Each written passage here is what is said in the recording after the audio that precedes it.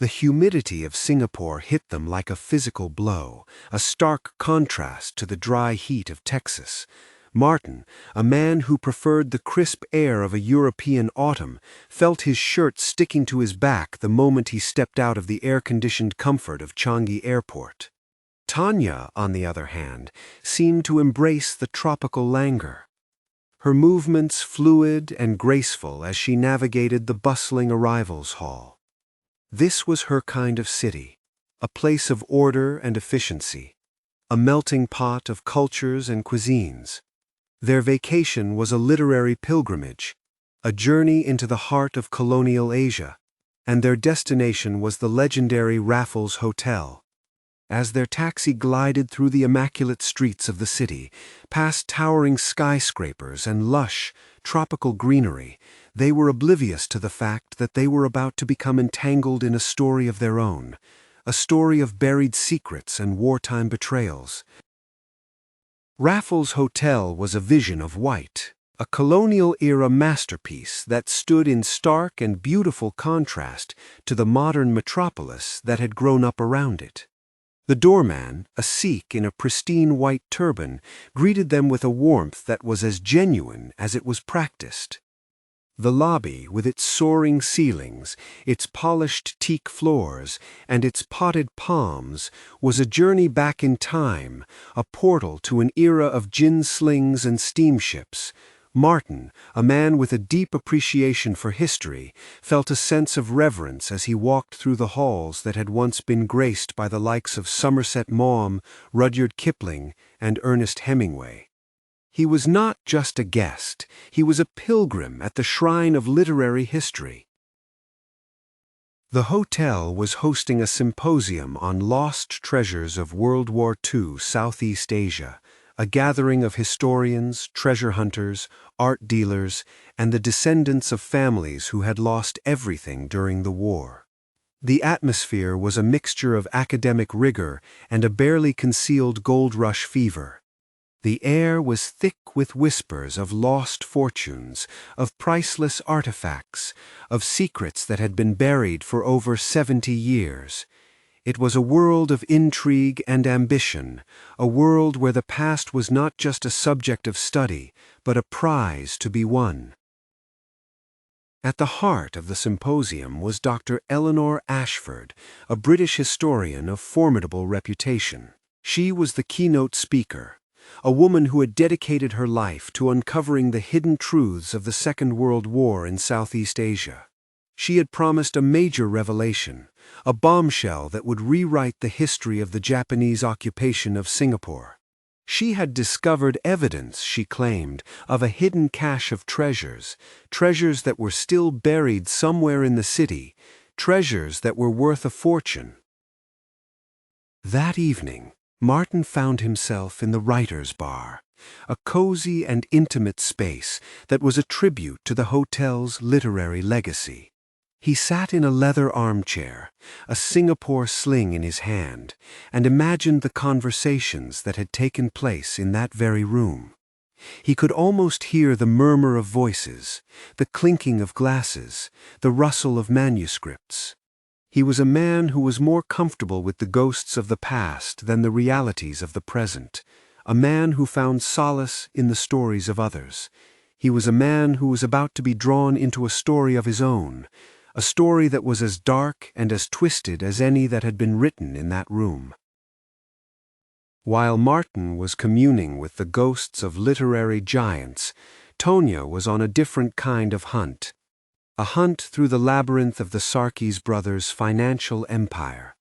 She was a woman who believed that money was the key to understanding history, that the flow of capital was the invisible hand that shaped the destiny of nations. She was fascinated by the story of the Armenian brothers who had built a hotel empire in the heart of colonial Asia, a story of ambition, of risk, of a vision that had transformed a sleepy backwater into a global crossroads. And as she delved into the records, she began to see a pattern, a shadow in the data, a hint of a secret that had been buried for over a century. The monsoon had arrived, a sudden and violent deluge that turned the sky to a bruised and angry purple. The rain came down in sheets, a relentless and deafening roar that drowned out the sounds of the city. The hotel, once a tranquil oasis, was now a fortress against the storm, its windows lashed by the wind, its gardens flooded with water. The sense of isolation was complete, a feeling of being cut off from the rest of the world, a feeling that was both thrilling and terrifying. Dr. Ashford was found in the writer's bar, her body positioned as if she were dancing a waltz, a solitary and tragic figure in the empty room. A vintage gramophone was playing a 1940s waltz, the music a haunting and melancholic counterpoint to the raging storm outside.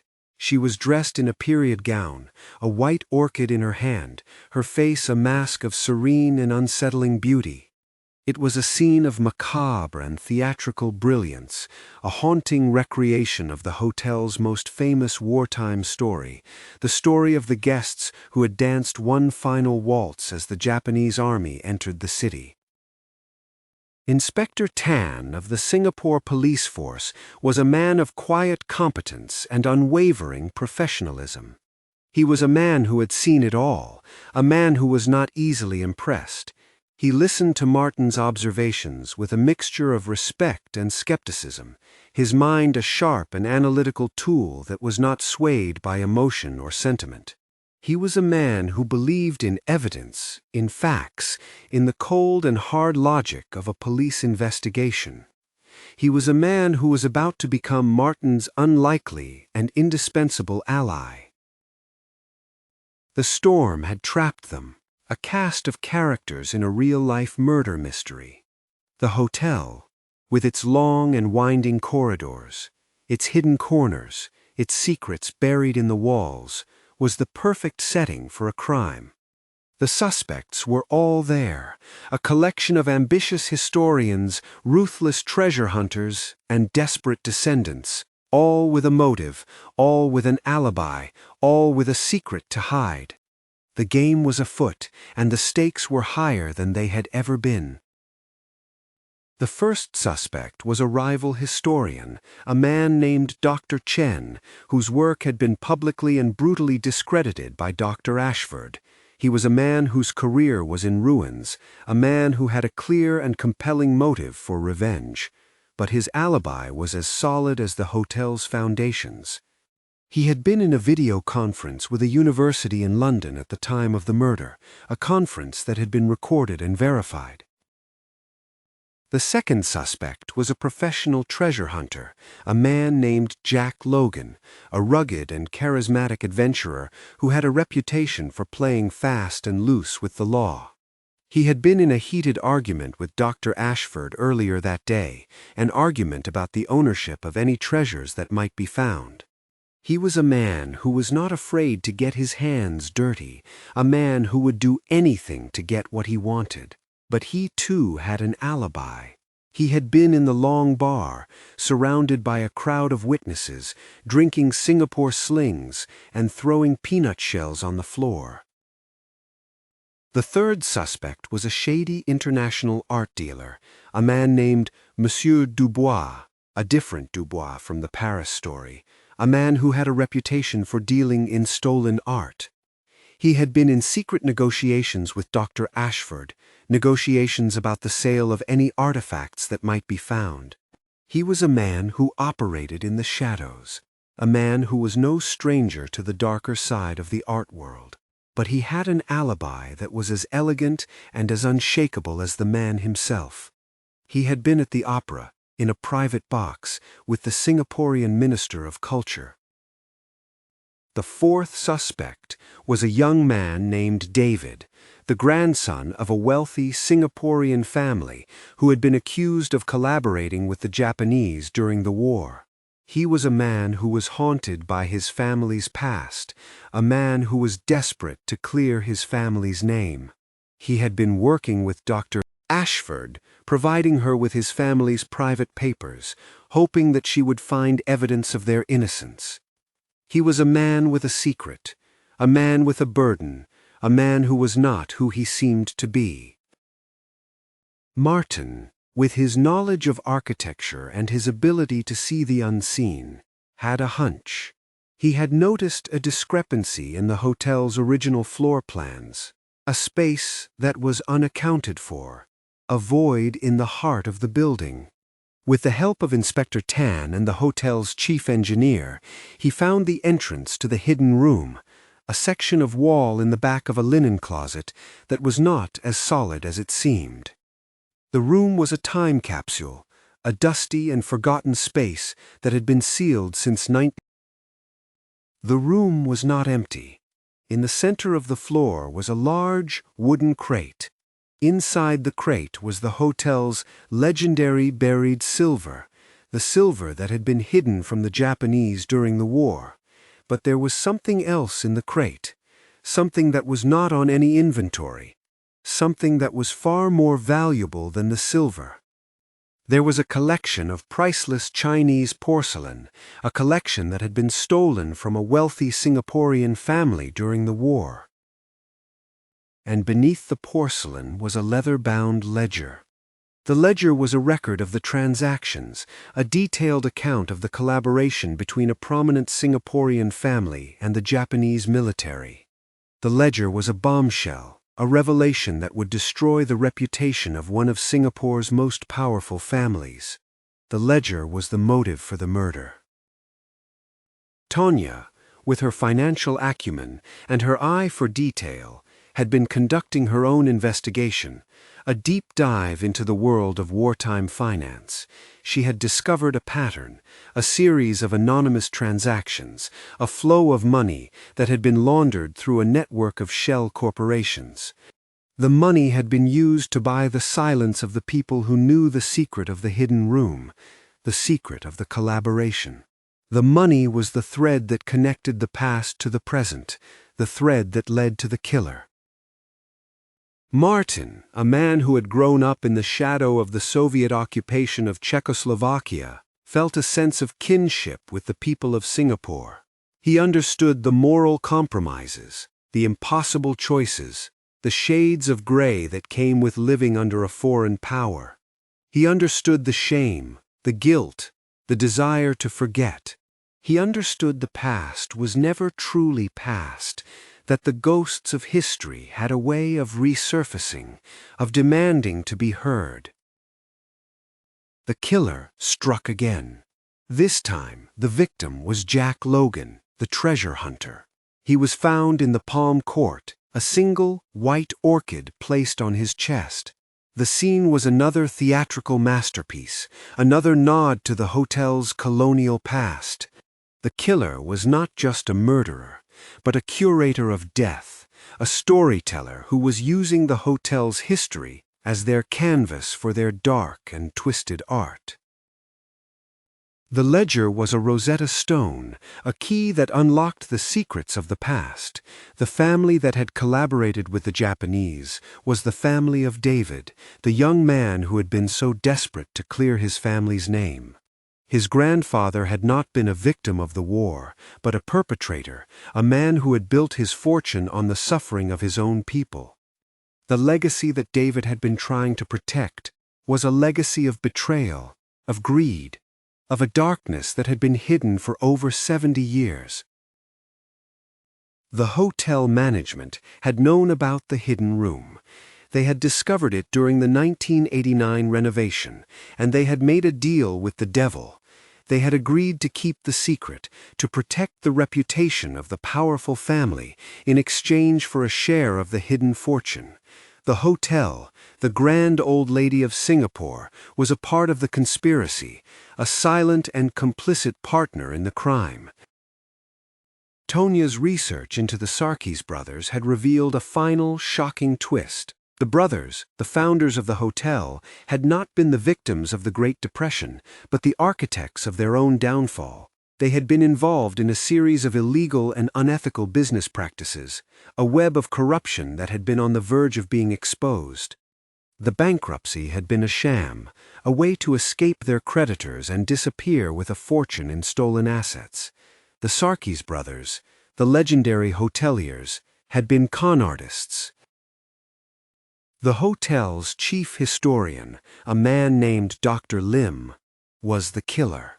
He was not just a historian, but the grandson of the man who had been the family's accountant during the war, the man who had kept the ledger. His grandfather had been murdered to keep the secret, and Dr. Lim had been plotting his revenge for years.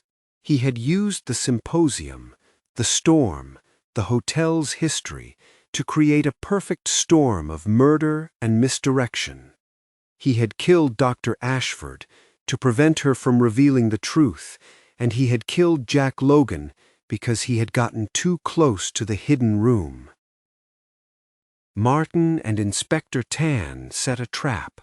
They let it be known that they had found the ledger, that they would be revealing its contents at a private gathering in the long bar. It was a classic move, a way to flush the killer out of hiding. They knew that Dr. Lim would not be able to resist the temptation to see if his family's secret was about to be exposed. The long bar was a stage, and the players were assembled. Dr. Lim, his face a mask of calm and scholarly detachment, sat at the bar, a Singapore sling in his hand. As Martin began to tell the story of the ledger, of the collaboration, of the murder of his grandfather, the mask began to crumble. The historian, the man who had been so obsessed with the past, was consumed by it. He confessed to everything, his voice a mixture of triumph and despair. He had avenged his grandfather, but he had become the monster that he had been hunting. The truth, when it was finally revealed, sent shockwaves through Singaporean society. The powerful family was disgraced, their name a synonym for betrayal. The hotel, its reputation tarnished, was forced to confront its own dark past. There were calls for justice, for retribution, for a reckoning. But there was also a sense of mercy, a recognition that the sins of the grandfather should not be visited upon the grandson. David, the young man who had been so desperate to clear his family's name, was given a chance to atone, to use his family's fortune to right the wrongs of the past. As the last of the police cars disappeared down Beach Road, the storm broke. The sun, a fiery and defiant red, emerged from behind the clouds, casting a golden glow on the rain-washed city. The hotel, which had been a place of secrets and lies, was once again a place of beauty and grace. The ghosts of Raffles, both real and imagined, could finally rest in peace. The stolen porcelain was returned to the descendants of the family, from whom it had been stolen. The ledger was placed in the National Museum, a permanent and public reminder of the dark side of Singapore's history. The hotel, as a gesture of atonement, established a foundation to support the study of wartime history, a foundation that was dedicated to the memory of Dr. Eleanor Ashford.